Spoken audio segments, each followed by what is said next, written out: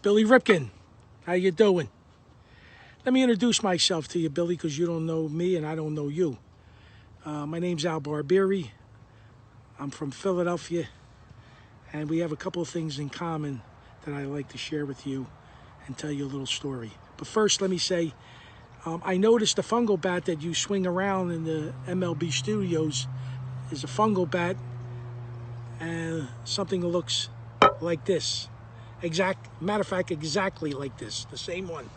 Thin handle, thin barrel, you got it taped up like all baseball men do, and you don't see these around too often, and I'm betting a shiny new quarter that the one you have was handed down to you or left behind by your late great father, Cal Ripken Sr. And this one I have was left to me by my former college coach, who was also a former minor leaguer. His name was Chet D'Amidio. He passed away October 2019.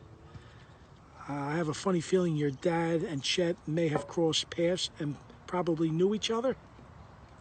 But anyway, he gave this to me. Chet also spent 27 years as a White Sox spring training and minor league instructor. And I cherish this. It's beautiful. Let me show it to you. Let me take the tape off because I gotta retape it. I want to show it to you and prove to you that it's Chet D'Amidio's. When I do a video, I like to have receipts. And let me show you. Louisville Slugger. Oh, camera fell down. Hold on, phone fell down. Here we go. There we go, Billy. As you can see, D'Amidio, Chet D'Amidio. So anyway, Billy, we also have something in common, and it has to do by the gentleman that had a lot to do and was instrumental, and I believe he was the guy that signed your brother, Cal Ripken Jr. His name is Dick Bowie. God rest his soul. And I'm asking and reaching out to you, Billy, for a favor, but I must share something with you. As baseball man to baseball man, you will understand and then know why I'm asking this favor. So, it has to go back 40 years, August of 1981. Something I've been carrying around with me like a disease, Billy. See, Billy, I was a high school player, just a very good high school player. I was not a prospect.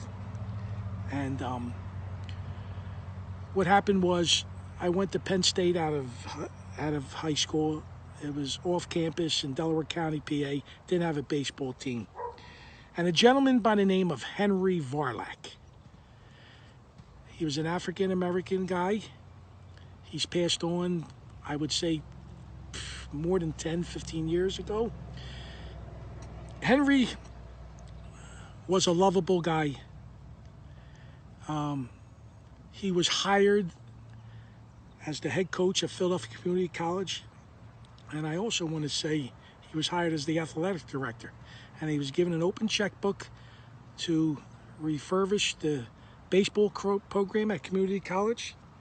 And in 1977, along with some other Philadelphia talent, Henry Varlack recruited me to come to Community College to play baseball. And Chet D'Amidio was his assistant coach. And fast forward to 1981 in August. Chet D'Amidio found out that Dick Bowie, you know Dick Bowie, and for people who are watching this, Dick Bowie was a serious scout in the Baltimore organization. He was head of the Eastern Seaboard, if I remember, and like I said, he was responsible for signing your brother, and also was responsible to convincing the Baltimore organization that your brother Cal, at 6'5", had the goods to play shortstop in the major league. And as we all know, Dick Bowie was correct, and the rest is history. But Chet D'Amidio tells me, and at this time, Chet believed and knew, and I also believed at this time I had a major league arm. And I was a late bloomer, and I was starting to hit the ball, had some pop, and you know, Billy, when a kid like 5'6", 175 pounds like myself would hit the long ball, it's eye-opening. So Chet told me at this showcase that I was not going to showcase myself as an infielder. I was a middle infielder.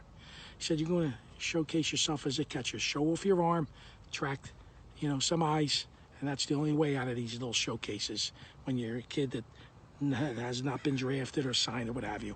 And I was 22 years old at the time, so I'm a little behind the 8 ball.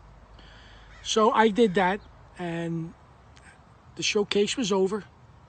Dick Bowie told Chet to hold me back until everybody left, and Dick wanted to clock me privately once again, and he did, and I was throwing down the second base out of the crotch, one nines and 1/8, and as we know, 2-0 is average. And he looked at Chet in the eye, and he looked me in the eye, and he told us that he was going to recommend the organization to draft me in the second phase in the 1982 supplemental draft. Well, as history has it, God rest his soul, Dick Bowie died September of '81. And, it was devastation for me because I had no clue what was going to happen. I asked Chet. Chet seemed to think at the time that it wasn't going to have no bearing, that I'm sure he talked to the Baltimore Orioles and gave him his recommendations up at that time. So fast forward to January of 1982, Billy, that phone call never came from the Baltimore Orioles. So knowing I had one chip left in the game and I was going to use it, and I got to tell you, Billy, there's only one living witness that can confirm this showcase, and it's Chet D'Amelio's son, Doug. He was there. I don't know what he remembers. I would never ask him to lie or want him to lie, but I know that he was there, Doug D'Amelio. So anyway, I knew that Henry Varlick, and it was amazing, it's unsolved mystery at the time in Philadelphia, how this Henry Varlick had connections because with the Baltimore Orioles, because in '77 we had a kid by the name of Terry Switten, got drafted by the Orioles in the second phase draft in January of '77. We had another kid, Stanley Hendrickson, 1978, got signed out of Philadelphia Community College by the Orioles in the supplemental draft of '82. And it was just mind-blowing how this man, who was not a baseball man, Henry Varlick, had this connection with the Orioles. So me knowing this, and my father, I told my father about it. We called Henry over to the house, and I asked Henry if he could hook me up a little look-see, because we were confused why I never got the phone call. And I had no idea what Henry knew, and Henry did that. He set it up. I got on a plane that morning, the designated day I was supposed to go, down in Miami, Florida. It's where the Orioles had their spring training complex in 1981. Your father, Billy, was there in uniform. He was at this little tryout that they gave me.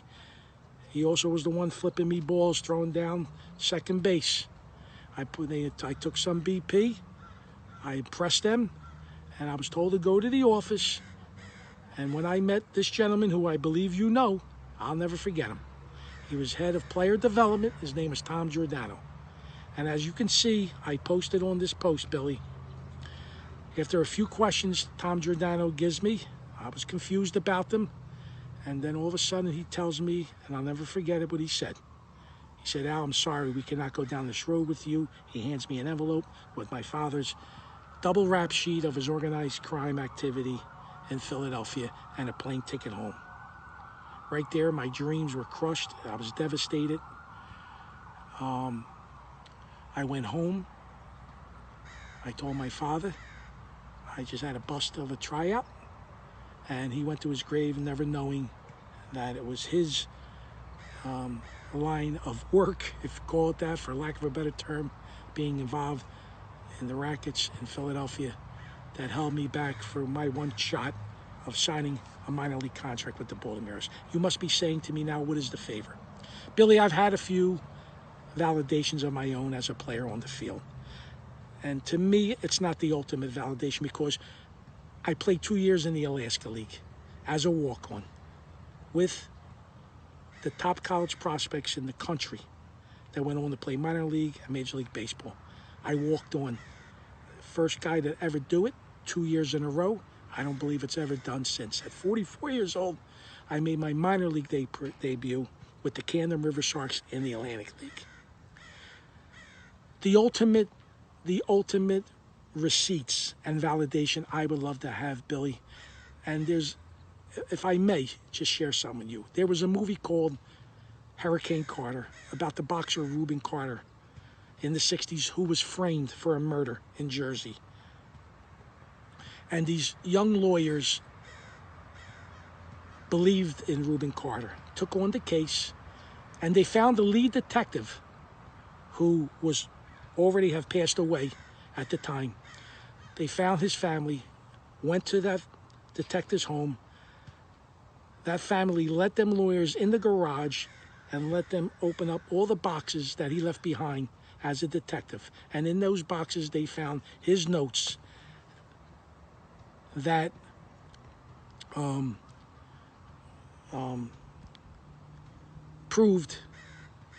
exonerated Hurricane Carter of that murder and proved that he was framed. And that's what I'm hoping that you can do me a favor, because I don't have the strength. You, your brother Cal Jr., and your late father are Baltimore Orioles royalty. You can get, hopefully, to the family, Dick Bowie's kids, his grandkids, where he may have left some archives behind of his notes while being big-time Baltimore Orioles scout. And the next step, maybe one step further, maybe the Baltimore Orioles will allow you to, or myself, into their archives to get the ultimate validation that I would love to have. I believe I deserve it. I know it's there. I know it's there. So, Billy Ripken, I hope you see this video. I hope it's not too much to ask. You, as baseball man to baseball man, you got to know how I feel about this. Like I said, it's been really torturous for me the 40 years carrying this around like a disease. And I would just, you know, you can easily get in touch with me. My Facebook friends, if they have a way to send this to you on Twitter or whatever, I would ask them to share it and send it to you, to get it to you, so you can see this. And I would hope to hear from you. And it's just something that I would love to know, because I know what Dick Bowie said to me on that August day of 1981. And with my own validation of proving my talent, I would like to have that validation from the Orioles organization. Thank you, Billy Ripken.